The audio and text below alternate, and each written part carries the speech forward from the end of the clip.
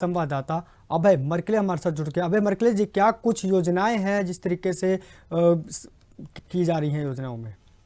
असम में गुवाहाटी देखिए चलते हैं जहाँ कल्याणी जी जुड़ी हुई है। केंद्र सरकार की जो योजना है उनको आम जनता तक पहुंचाने में मदद कर रहा है। और ये जो है हर जिले में जाएगी ये यात्रा ना जनवरी 2024 तक। इस हम बता दें, केंद्र सरकार की योजना है या राज्य सरकार की जो भी जन योजना है उनको जो है रथों के माध्यम से जो है जनता तक पहुंचाया जाएगा, बताया जाएगा कि किस तरीके से सरकार उनके हित में निर्णय ले रही है, उनके हित में काम कर रही है। और जो भी वास्तविक हितग्राही हैं, जो भी जरूरतमंद लोग हैं, यदि उन तक योजना नहीं पहुंच पा रही है तो उनको पूरी जानकारी उपलब्ध कराना इस यात्रा का मुख्य उद्देश्य है। अगर बात की जाए तो संकल्प यात्रा में क्या कुछ योजनाएं हैं ग्रामीणों को और शहरों के लिए?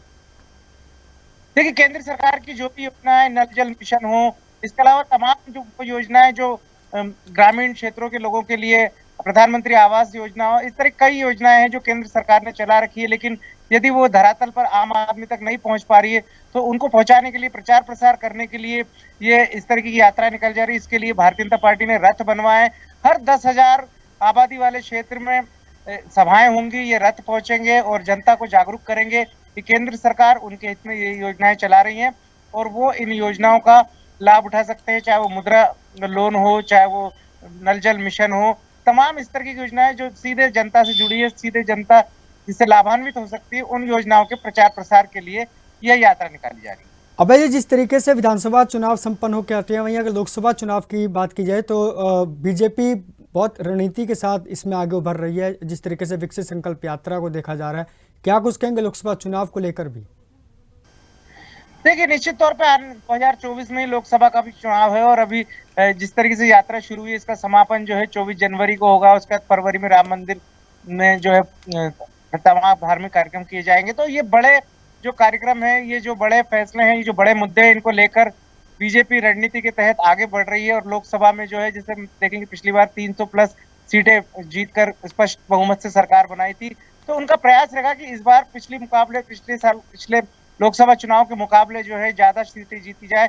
चूंकि लगातार इस बात को किया जाता रहा है कि केंद्र सरकार ने जो योजनाएं चलाई है वो कांग्रेस शासन में कभी नहीं चली। इससे पहले इस तरीके की योजनाएं कभी नहीं थी जिसका सीधा लाभ आम जनता को, गरीब जनता को मिल सके। इन्हीं तमाम बातों को लेकर जो है जनता के बीच में भारतीय जनता पार्टी पहुंच रही है और उम्मीद जताई जा रही है कि जितनी सीटें पिछली बार मिली थी उससे ज्यादा सीटें लोकसभा में लेकर आएगी बीजेपी। वहीं अगर अभय जी बात की जाए ग्रामीण क्षेत्र की, तो 19 योजनाएं हैं और शहरी क्षेत्र में 15 योजनाएं हैं जो चलाई जाएंगी।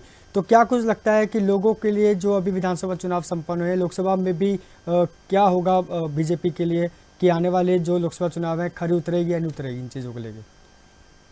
निश्चित तौर पे जिन राज्यों में अभी देखेंगे, हम 5 राज्यों में से 3 राज्यों में बीजेपी की सरकार बनी है और चौंकाने वाले नाम सामने आए। प्रधानमंत्री नरेंद्र मोदी ने नए चेहरों को मुख्यमंत्री बनाया है। तो जो भी केंद्र सरकार की योजना है, राज्य सरकार के सहयोग से वो आम जन तक पहुंचे, जन जन तक पहुंचे और उसका लाभ उनको मिल सके। हितग्राहियों के जो भी आवेदन आएंगे उन पर तत्काल कार्रवाई की जाएगी। जो भी अपात्र हितग्राही होंगे उनको सूचित किया जाएगा कि वो किस कारण से अपात्र है। तो ये सीधा जनता से जुड़ने का ये जो पूरा एक रणनीति बनाई गई है कि सीधे तौर पे जनता से जुड़कर जो है ये यात्रा को देखा जा रहा है। धन्यवाद अभय जी, तमाम जानकारी हमसे साझा करने के लिए। आपको बता दें कि भोपाल से हमारे संवाददाता अभय मरकले जी हमारे साथ थे, जिन्होंने बताया कि विकसित